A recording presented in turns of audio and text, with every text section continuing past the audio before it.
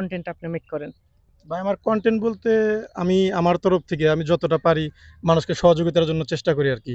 আচ্ছা, জাস্ট এখন মূলত এটাই। এরকম কোনো কন্টেন্ট আমার আমার নাই। কাছে যেসব ভাই বন্ধুরা, ভালোবাসার ভাই বন্ধুরা আসে, সবাইকেই বলে থাকি যে আপনার যেই কনটেন্ট গুলো আছে সেই কনটেন্ট গুলোর পাশাপাশি মানবিকে আসেন।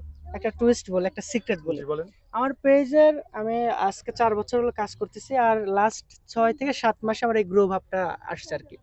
আমার লাস্ট ৩.৫ বছরে বা ৩ বছর ৩-৪ মাস এরকম হবে, আর ফলোয়ার্স ছিল মাত্র ১১,০০০।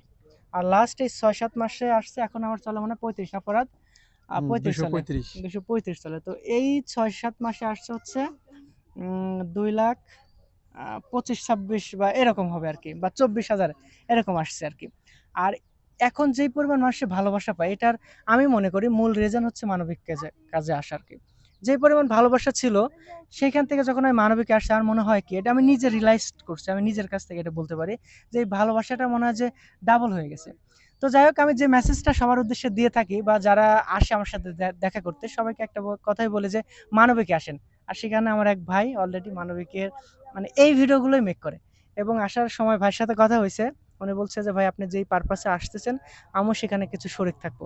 আলহামদুলিল্লাহ, আপনার জন্য ইনশাআল্লাহ চেষ্টা অবশ্যই করব। মন থেকে দোয়া রইলো, ভালোবাসা রইলো। আগে যান, অবশ্যই ভালো কিছু হবে ইনশাআল্লাহ। আর